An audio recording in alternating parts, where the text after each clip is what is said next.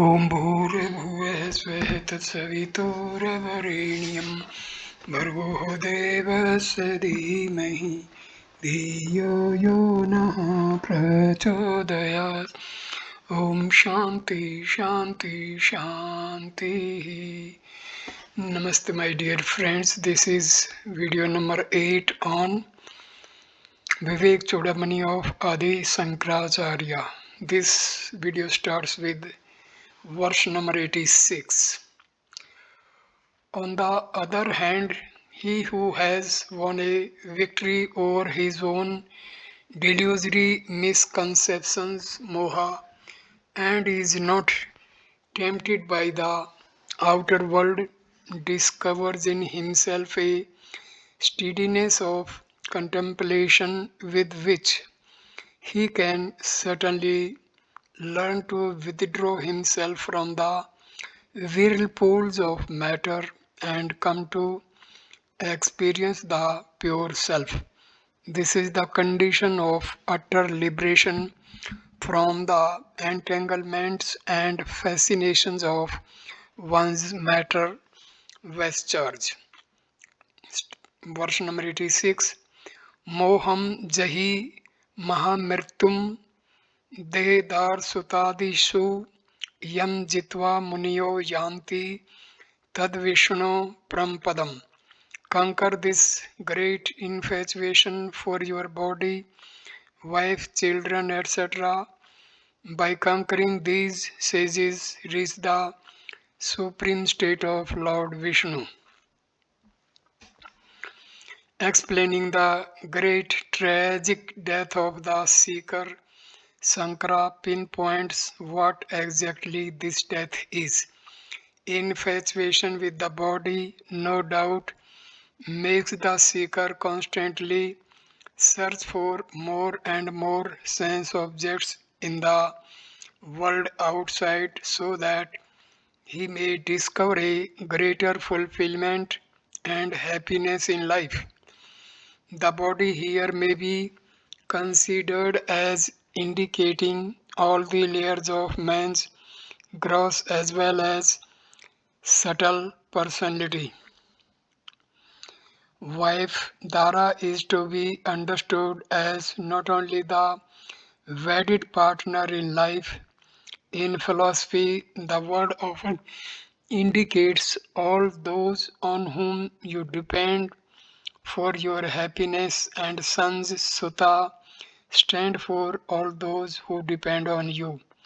In the world of mutual relationships, each individual is but a link holding all the other parts of the chain in position.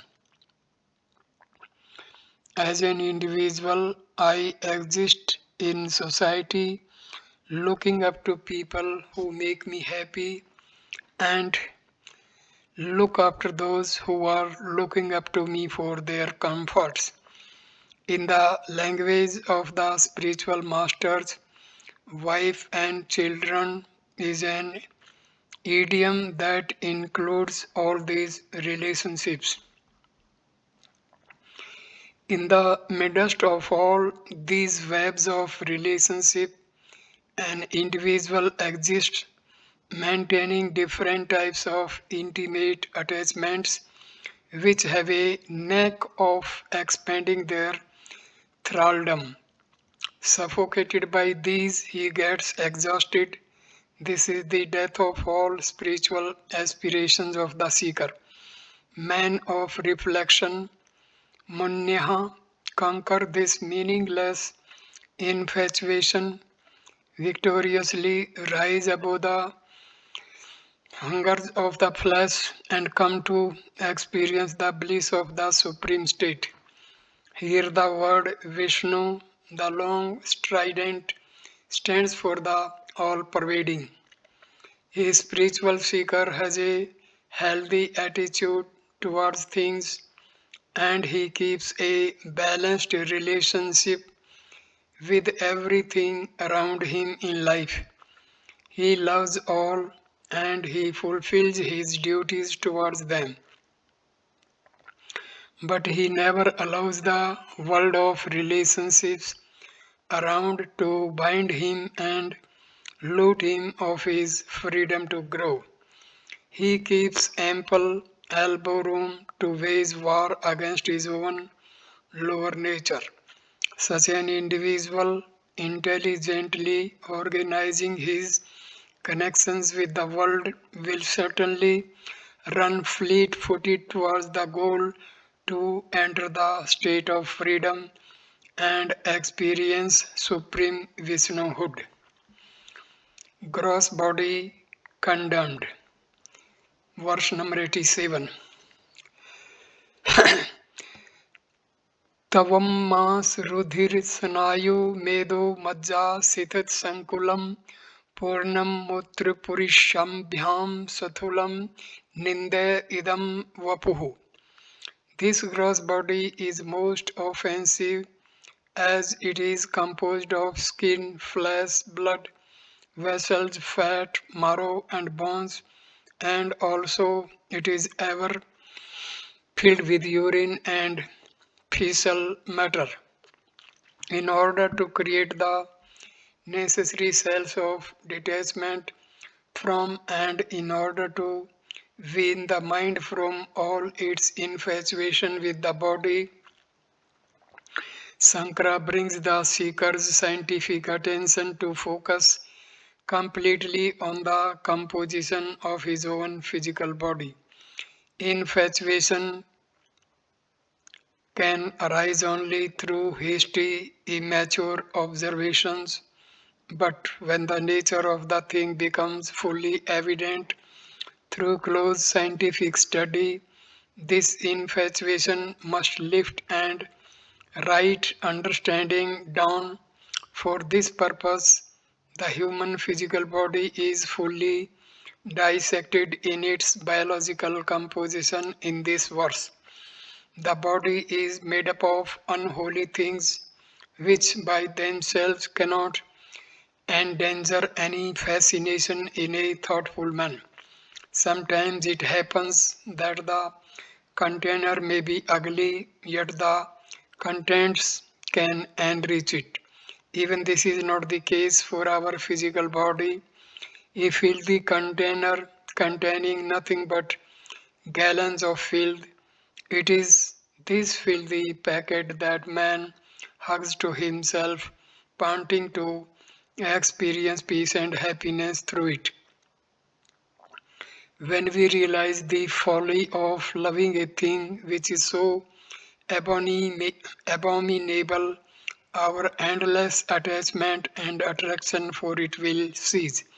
In the following verse, the body is analyzed in more detail for the purpose of observing closely its contribution to the total experience of the individual.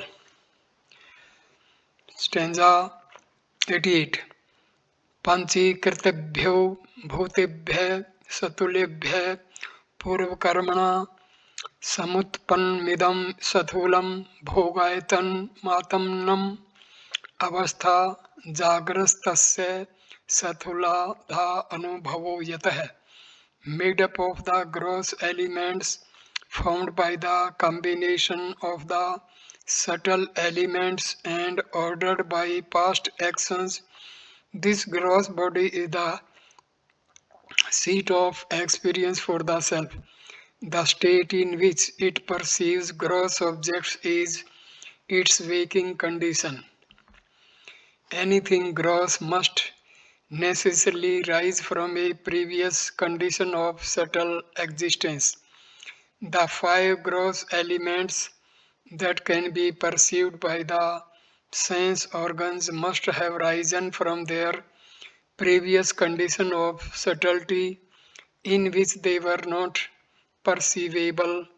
In this their nascent state, they are called tanmatras.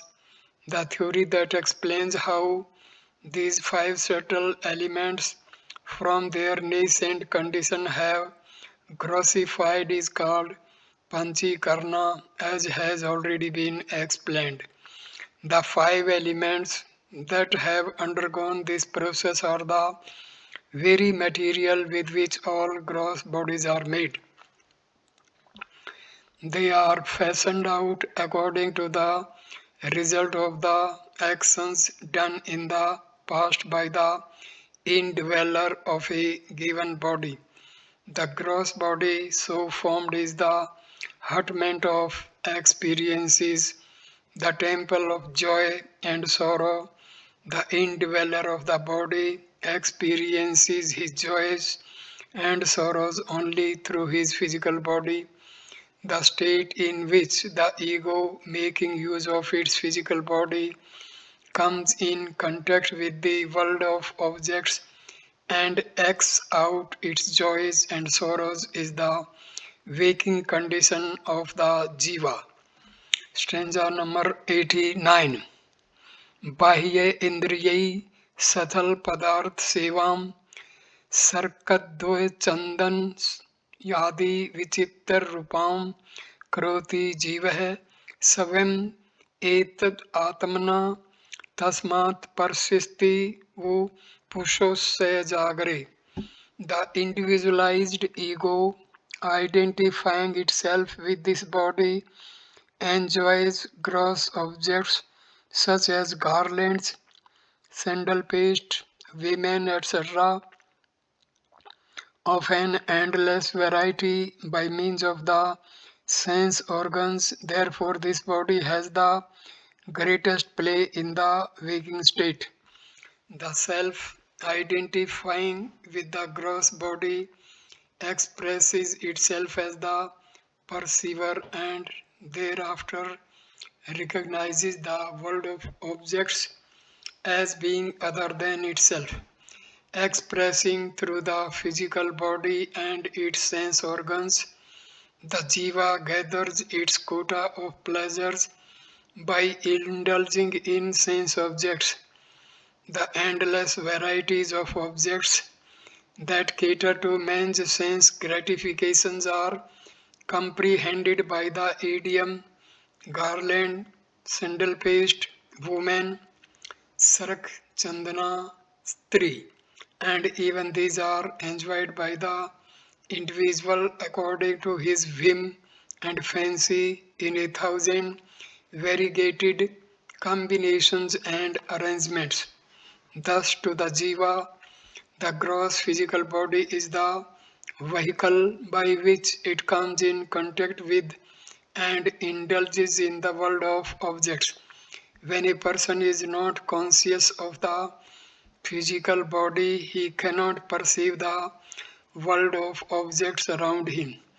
The world of waking experiences is available only when we are conscious of the physical body and when we express ourselves through its sense organs. Therefore, it is that the waking condition is the fullest expression of the gross body. Stanza number 90. Servo अपि बाह्य संसार पुरुषस्य यदाश्रय विद्धि देहमिदं सतुलं ग्रहवद ग्रहमेधिन. Know this gross body to be the shelter for the individual to conduct all his dealings with the world outside, just as a house is to householder. Man dwells in his house and goes out daily into the world to strive for his livelihood. After earning his means of existence, he returns home to enjoy what he has earned and to rest a while. Rested and refreshed under the security of his house, he moves out again the following day full of energy to meet the challenges of a new day. In the same way, the ego moves out of the physical body to contact the sense objects and returns to it to savor its joys and sorrows. The joys or sorrows resulting from conductive or unconductive environments is not felt outside ourselves. They are always felt within, though indeed the objects are always outside. Therefore, the mind has to go out to contact the objects, but having contacted them, it returns to the individual's own heart to experience the consequent joy or sorrow. Thus, the physical body is not only an instrument for experiencing the world outside, but also it is a shelter for the experiencer to return to. Stanza 91.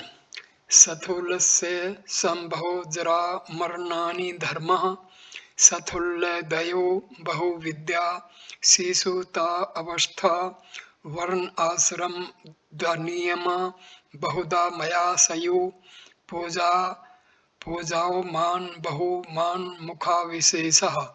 Birth, decay, and death are the essential properties of the gross body. Fatness, etc., childhood, etc., are its different conditions. It has rules of caste and orders of life. It is subject to a variety of diseases, and it is this body that meets with different kinds of treatment, such as worship, dishonor, honor, etc. In order to make the student focus his entire attention on the physical body, the author enumerates the characteristics, the various conditions, the different rules of conduct, art, etc. of the gross body. Change is the characteristic of all things finite, and the body has its essential property, dharma, of undergoing modifications such as birth, growth, decay, disease, and death. It is again the nature of the body to express itself as stout, lean, tall, or short. The human form goes through stages of growth such as childhood, youth, and old age, when the body gathers to itself new dimensions and looks. It is with reference to the physical body and its relation with the world around that the social codes of behavior are prescribed and strictly followed in society. The various regulations of communal living and standards of behavior laid down for the various orders of life, ashrams, are all prescribed for the discipline of the body, and they have a sanction only with reference to the embodied. The body is the seat of all diseases. To the body, indeed, is all worship, puja, offered all honor, mana, given all dishonor, apamana, shown. These are all indicative strokes which bring the student's mind to focus upon the gross physical body, which is the abode of the ego, the seat of all its experiences in the world.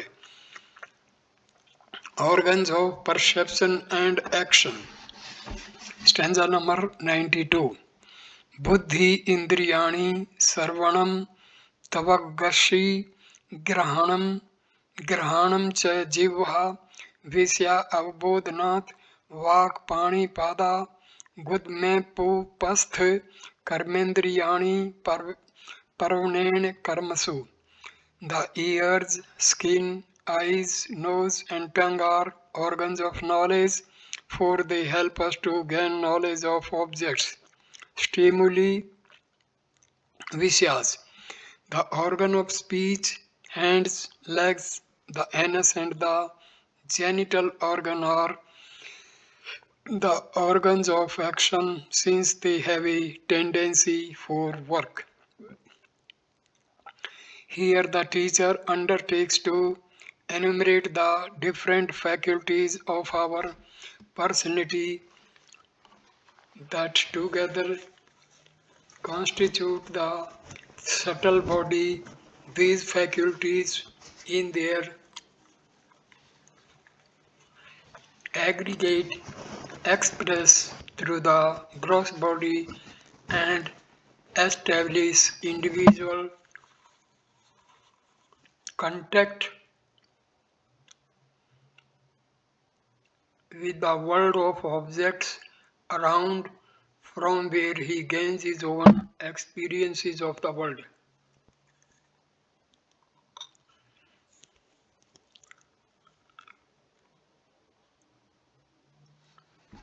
The teacher points out the five organs of knowledge, Gyan Indriyas, and the five organs of action, Karmendriyas, to perceive the stimuli, reaching us to respond to them, together constitute the expression of life through us. The inlets that allow the stimuli to reach us are called the organs of knowledge because they perceive the world around us. These, the sense organs, are the ears, skin, eyes, nose, and tongue. When the stimuli are received, we respond to them through our motor organs, which are also five in number. These are called the organs of action, as our response is expressed at the body level are our own reactions to the stimuli received. They are the organ of speech, the hands, the legs, the anus, and the genital organ.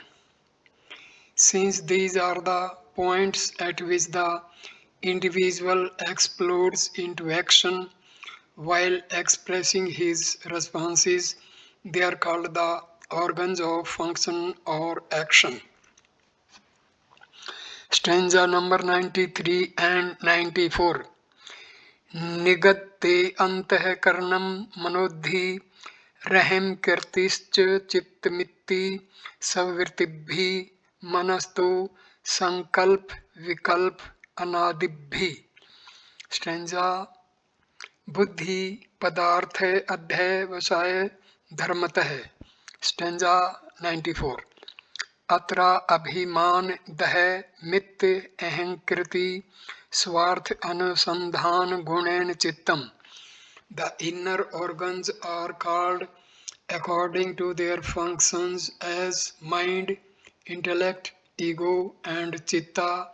Mind from its doubts and hesitations, intellect from its function of determining the truth of things, the ego in its identification with both these, and chitta from its function of constantly illumining the things of its interest. After the description of the instruments of perception and action, we logically proceed to the subtle factors that constitute the inner equipment, antahakarna. It is evident that the eyes do not see by themselves. The eyes are the instruments of seeing for the inner person. The inner equipment has different names, but they indicate only functional differences. In fact, one and the same mental stuff, the inner equipment has different functions and so different names. Of course, they are all constituted of thoughts only. When the thoughts are in a state of chaos and agitation, with doubts and despairs, they constitute the mind. When the mind has determined its perceptions with reference to its memories of similar or dissimilar experiences in the past, in that condition of relative quietude caused by such determination, it is called the intellect. Willing, wishing, desiring, judging, etc. are the functions of the intellect. To have a doubt regarding any outer phenomenal factor and to come to a decision about it are the two equal yoke fellow in the process of intelligent living. The continuous process of this dual function gives us the experience of intelligent living which man alone is capable of. In this process, it is not very difficult for us to detect that the doubts and the decisions must belong to one and the same individual in order to create in him the experience of intelligent living. That is, the doubt must be mine, and the ultimate understanding must also be mine, so that I may experience the disappearance of my doubt. This vanity of the individual that arrogates to itself both the doubts and the decisions as its own is called the ego, which expresses in terms of I and mine. Our doubts and our decisions constantly singing their breathless duet constitute an unbroken experience of intelligent living, and this is not possible unless we are continuously aware of our doubts, conscious of our decisions, and unless we fully experience them as our doubts and our decisions. In short, we must be aware of the mind, the intellect, and the ego. This awareness or consciousness playing upon the mind, intellect, ego is called chitta. In its pure state, unconditioned by these three, the chitta becomes the pure consciousness, the infinite chit. Chitta is that which constantly illumines my personality, constituted of my ego, my mind, and my intellect. Savartha Musandhana. These four factors, manas, buddhi, ahankara, and chitta, constitute the inner equipment whose play through the organs of perception and action makes it possible for a person to come in contact with the world around him. Therefore, as a contrast to the outer equipments, Bahir Karna, these are called the inner equipment, Antah Karna. The five pranas, stanza number 95. Prana apan vyano dan samana उदान समाना भवत्यसो प्राणः सौमेव विरति भेदा दिविकीर्ति भेदा सुवर्ण सलीला दिवत. One and the same prana becomes prana, apana, vyana, udana, and samana according to its functions and modifications like gold, water, etc. Prana is very often misunderstood as breath. In philosophical terminology, prana stands for the manifested life energy which expresses itself in the various physiological functions such as perception, prana, excretion, apana, digestion, vyana, circulation, samana, and the thinking of thoughts, udana. These varying names are given to one and the same vital energy of life only because they are its various modifications. They are only functional names. As an individual grows older, we find that these departments of activities become weak and shattered, and ultimately, at the time of death, all of them cease. For easy comprehension, we can recommend the reader to consider these five as constituting the physiological systems in the body. The prana layer of the personality is that which holds the gross physical body and the inner subtle body together.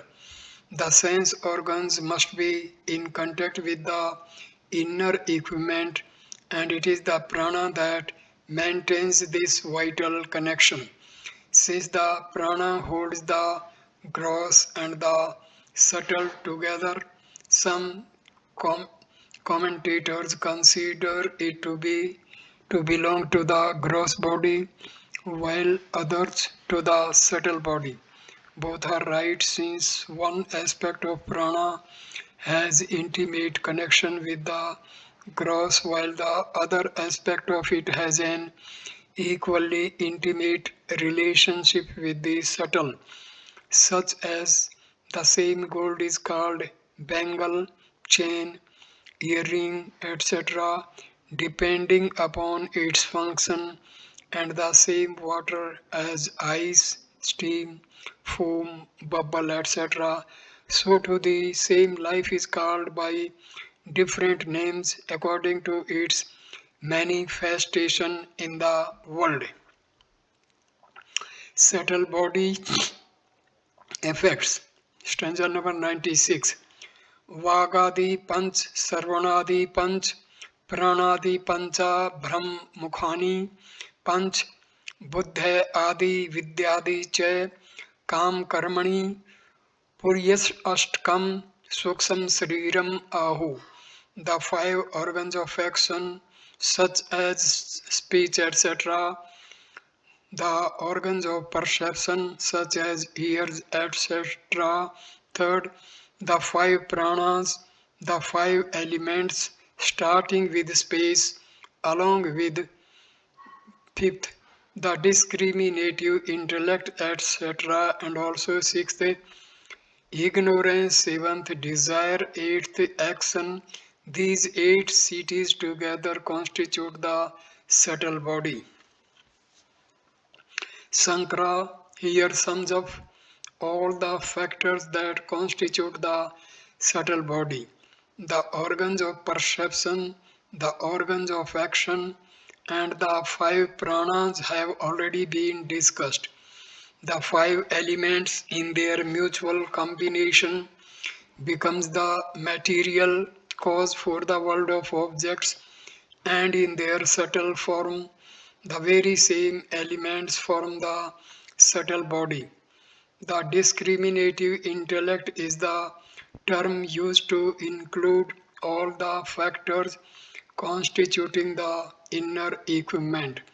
All these can express themselves only when there is non-apprehension of reality, and this ignorance of the spiritual truth in the subjective personality is called avidya. When the true nature of a thing is not known, the human mind imagines things which are not there, and an individualized ego sense arises. When the universal oneness is not cognized, this individuality, experiencing its own limitations, comes to suffer a nagging sense of restlessness and discontent. The human intellect conceives and plans various possibilities by which the confused ego can experience its unlimited true nature of perfection. These plans, suggested by the intellect, are called desires. Thus, avidya generates desires, and desires expressed at the body level are called actions. These eight factors, called here the eight cities in their totality, constitute the subtle body. Stanza number 97. Idam sariram renu suksam sangitam lingam tau panchikrit bhut sambhavam स्वासनम कर्म फलानु भावकम सब ज्ञान तो अनादि रूपाधि धीरात्मनः. This subtle body, listen carefully, also called the Linga Srira, produced from the subtle elements, is possessed of the inclinations, vasanas, and it causes the individual to experience the fruits of his past actions. It is the beginningless conditioning on the self brought about by its own ignorance. The body described earlier as consisting of the eight cities constitutes the subtle body, which is also called the Linga body. Linga is a symbol of something that is not yet revealed. The subtle body contains the latent urges in an individual and is therefore called the Linga Sarira. This body, made up of thoughts and their functions, is composed of the five subtle elements which have not yet undergone the process of division and combination.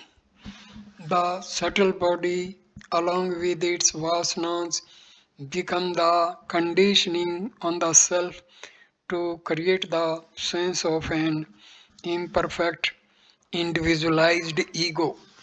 Vasanas are the footprints of past thoughts and actions left upon the personality. These impressions of the past provide the conditioning for our present thoughts by giving them their specific texture, quality, and fragrance. The vasanas erupt thoughts similar to the very thoughts that created them, which, flowing out from us, prompt our endless activities. Along with the vasanas, the subtle body causes the Jiva to experience the joys and sorrows of the world, which are the rewards or punishments of actions, good or bad, right or wrong, performed in the past. Time itself is a concept of the antahakarana of the intellect. The intellect expresses itself only when thoughts are flowing in a continuous unbroken chain. Therefore, when the first thought arose in the infinite, there was no concept of time. Identifying with the first thought, the self allowed the second, third, and fourth thoughts in a continuous procession, thus generating the concept of the intellect and its perception of time and space. It is quite evident that in the nascent intellect, that is, at the time when the first thought arose, time was not yet born. So it is said that the conditioning of thoughts upon the self is before time is without beginning, anadi. Stanza 98. Swapno bhavatasya vibhagat avastha सौमात्रे शेषेण विभाति यत्र स्वप्ने तो बुद्धि स्वमेव जागृत कालीन नाना with वासना भी. Stanza number 99. कर्तरादि भावम प्रतिपाद राजते यत्र स्वयं भाति हयम प्रात्मा धीमात्रिको प्राधि शेष साक्षी न लिप्यते तत्कृत कर्मलेशे यस्माद्दसंगस्तत्व एव कर्म भीन लिप्यते किंतुपाधिना कृतै. Dream is the state when this subtle body is distinctly in expression, where it expresses all by itself. In dream, the intellect by itself revels as the agent of experiences, etc., due to the various impressions gathered by it in its waking state. In this condition, the Supreme Self shines in its own glory with the intellect as its only conditioning, witness of everything, and it is not contaminated in the least by the activities of the intellect. Since it is entirely unattached, it is not tainted by any action that its apparent conditioning may perform. Dream is the state of consciousness when the self functions exclusively through the subtle body. In the waking condition, consciousness expresses through the gross and the subtle bodies, but the subtle body has its exclusive expression in the dream state of consciousness. That is, it is the body in which we are when we dream. Describing the dream, the Acharya says that it is the mind recognizing its own agitations at a time when the discriminating intellect is partially doped with fatigue and sleep. What we see in our dream is the expression of the latent impressions, vasanas, gathered by suppressions and repressions during our waking condition and the vivid experiences lived by us. In this great inner drama, the mind, tickled by its own memories, projects a world of objects wherein the dreamer lives his joy and sorrows, and the self, the pure consciousness, stands apart, a mere witness, illumining everything. This light of consciousness, apparently conditioned by the intellect, is the dreamer, seeing its own dream. Since it is ever a witness, it is not contaminated by the activities and agitations of the mind intellect equipment. The Atma is thus untouched in all states of our experiences. In all the three, the waking, dream, and deep sleep conditions, the consciousness is an unattached witness of all that is happening within and without us. Since it is a mere onlooker, it is not involved in the joys and sorrows of any one of its these three levels of experiences. To summarize, none of the activities of the equipments of body, mind, and intellect can ever bring about any contamination upon the immaculate reality, the self. The Atma, though it lends its existence and energy to the wheels of matter around it for their activities, is never itself involved in the imperfect partings of the inner matter conditionings. Verse number 100. Sravyap अतिकरणं लिंगम इदम स्याच्चिदानंद आत्मनः पुंसः वाष्यादिकिमिव तत्सन्तेन आत्मा भवते संगो अयम्. As the tools of a carpenter are his instruments, so this subtle body is an instrument for all activities of the Atma, which is knowledge absolute. This Atma therefore is perfectly unattached. Here the description of the subtle body is being continued. Consciousness identifies with the instrument of the subtle body when it, as it were, comes in contact with the objects of the world outside.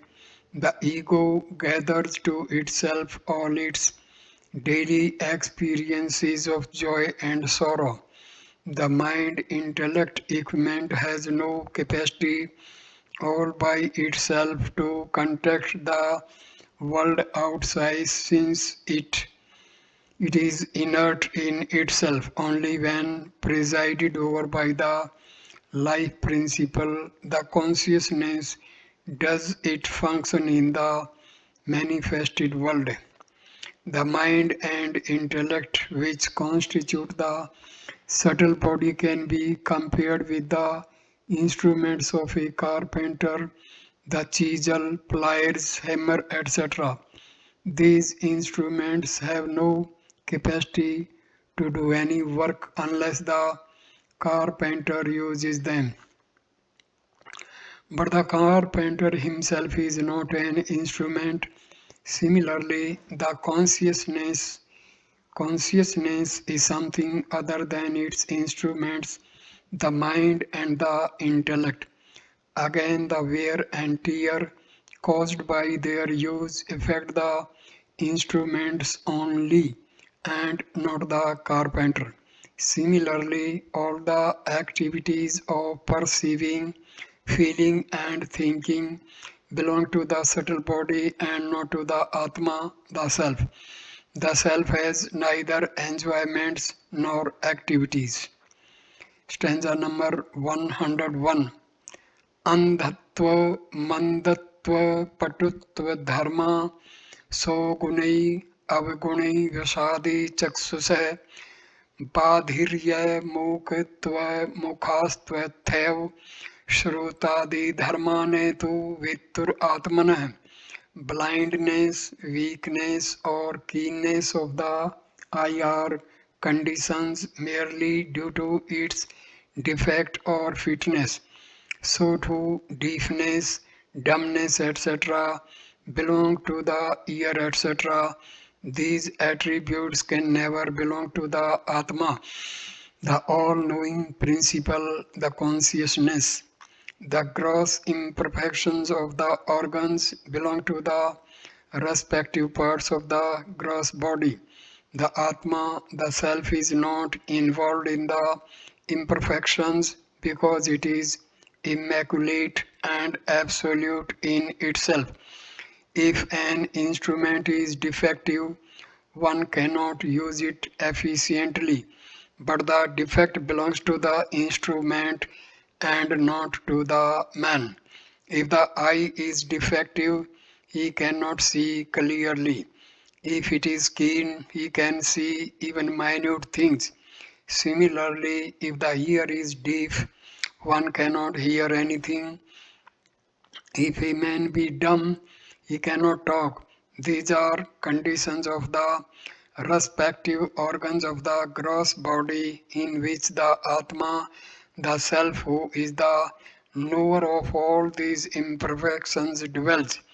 The Atma is perfect everywhere and is the knower of everything. The Atma is behind the eye, ear, tongue, etc. as the awareness that illumines all the conditions of these instruments. It is present at all times without being affected by any of the things it illumines. So far, the construction of the gross subtle body and their dharmas have been discussed. Now the Acharya says that the conditions and arrangements of your different sense organs belong to the gross and subtle bodies only. You are unaffected by them, thus art the self. The developments of the thought leads us to analyze and discriminate between the self and the not self and to know their respective dharmas. This discriminative analysis, Viveka, is in fact the theme of this work of Sankaracharya, so aptly entitled Viveka Chudamani. Functions of prana, verse number 102.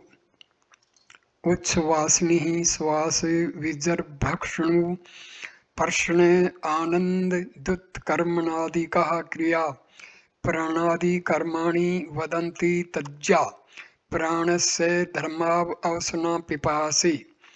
Experts call inhalation, exhalation, yawning, sneezing, secretion, death, etc. as functions of the pranas, while hunger and thirst are the dharmas of the main prana. Experts who have an exhaustive knowledge of physiological exhalation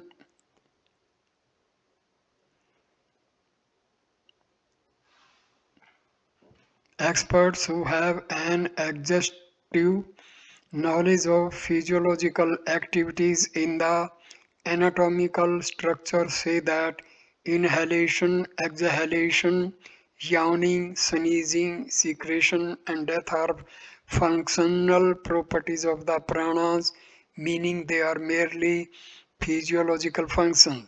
They are called the 10 upapranas, subsidiary pranas. So too hunger and thirst belong to the prana. You are the illuminator of all the conditions of the pranas. You say, I am conscious of my hunger and thirst. I am aware of the demands of my body. The pranas function in the body so that the anatomical structure may continue to exist and act. The Atma illumines their conditions, their demands, and their functions. Therefore, it is something other than the prana. It is ever present and can never be affected by the pranas. It is the changeless awareness. Ego discussed. Stanza number 103. अंतःकरण में तेषु चक्षुर आदिषु वर्षमणि अहम इत्यादि भीमानेन तिष्ठद्भास तेजसः. The inner equipment has its seat of expression in the sense organs such as the eye, etc. Identifying with them, it exists clothed in just the reflection of the Atma. The mind functions through the five organs of perception. When the mind is controlled, the sense organs are controlled. The sense organs are the platforms upon which the mind functions, and they can only function when the mind enlivens them. When I say I am seeing, what exactly happens within me? The light of consciousness functioning in the mind is I. This mind, thrilled by the consciousness and functioning through the sense organs, become the seer. Therefore, the Atma is not itself the seer, nor the hearer, nor the smeller, nor the taster, nor the toucher. Only when it functions through the mind does it become the illuminator of what the senses are doing. For in the pure consciousness there are no objects at all. It is one without a second. It is just like the play of sunlight. Only when it is reflected upon an object is perceived. Pure light is not perceptible. Similarly, when the consciousness is reflected upon a thing, one becomes conscious of the thing. If a dark room is found to be illumined by a reflected beam of light from a bucket of water in the veranda, the illumination in the room will remain as long as the bucket of water remains in the veranda. When the reflecting medium is removed, the light in the room too must depart. If the reflecting medium is disturbed, the light in the room is also disturbed and the intensity of the illumination gets reduced. Thus, the water in the bucket is the source of light for the dark room. Similarly, when the mind is agitated, the light of intelligence in an individual becomes dull. When the mind is quiet, the intellect is bright and efficient. Quieter the mind, brighter the intellect. Hence, the self remaining the same, the light of intelligence in an individual is directly proportional to the quietude of the mind. The sun and its illumination remaining the same. The illumination in the dark room depends upon the stillness and clarity of the water in the bucket. It is not the self, the pure consciousness, which is functioning as I am, but it is its reflection, Abhasha Chaitanya, otherwise called the ego, which functions as I, at all moments of the waking and dreaming states of our expression.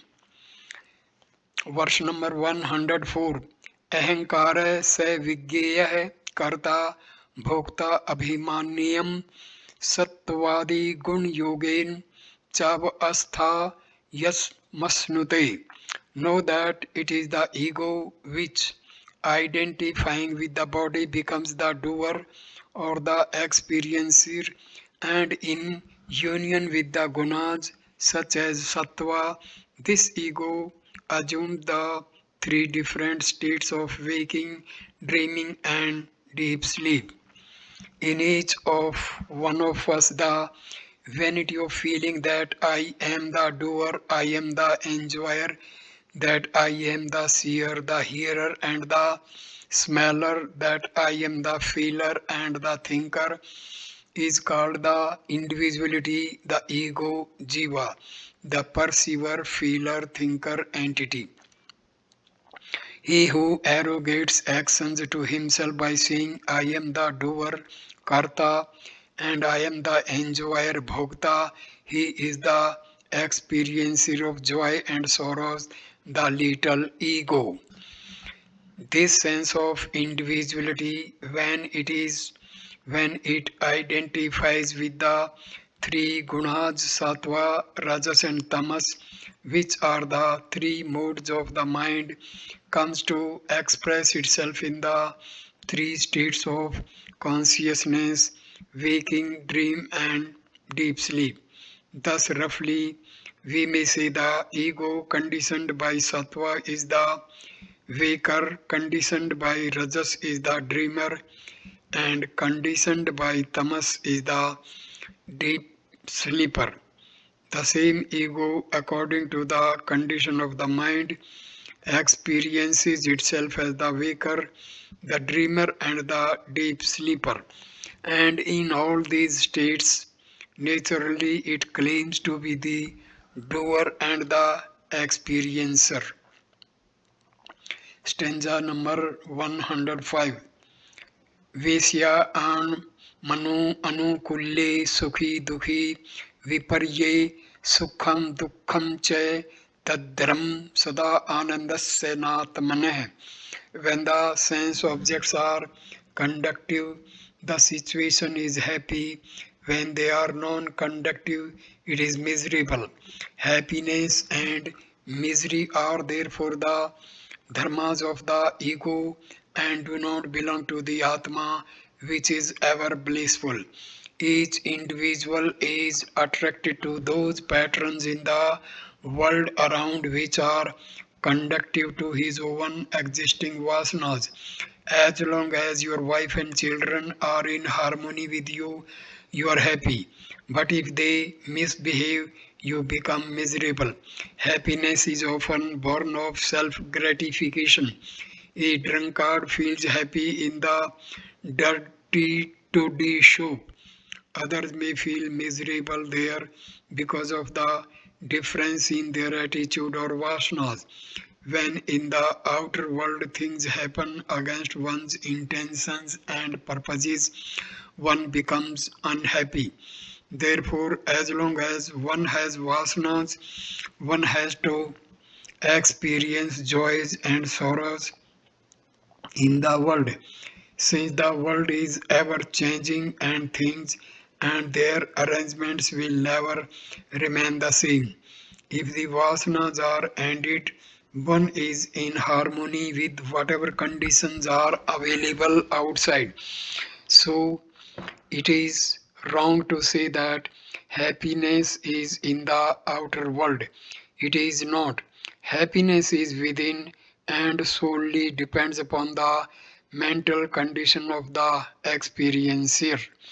If a person knows the secret of finding his balance in whatever conditions that arise, he becomes totally independent of the outer world for his inner happiness. Thus, happiness and sorrow are conditions of the ego. When the ego is in a conductive atmosphere, it is happy. When it is not, it is sorrowful. I am the illuminator of the joys and sorrows at all times, as I am not the ego. But when I, the self, function through my mind, I apparently appear as an ego. Abhasa matram. My reflection in the mirror depends upon the curvature of the reflecting surface. If it is concave, my reflection is short. If it is convex, it is long. And if it is plane, it may be normal. Natural shape and size. The reflected image in a pond is steady when the waters are undisturbed. When they are disturbed, the image becomes distorted. But I myself am unchanged. The shortness or the longness, the clarity or the crookedness are of the image, not mine at all. Similarly, happiness and sorrow do not belong to the Atma and the Self. The nature of the Self is ever blissful, Sadananda. So, happiness and sorrow belong to the reflection, the ego alone. Thus, when you identify with matter, the ego arises, and then you, as the ego, feel happy or unhappy. The spirit, the self, is ever blissful, joyous. Indeed, perfection is your real nature. But as an ego, you delude yourself that you are imperfect and unhappy. So I conclude video number 8 at this stage. Next video number 9 will start with verse number 106 of Viveka Chudamani of Adi Sankaracharya. Thank you for watching this video. Namaskar my dear friends. Thank you. Namaste.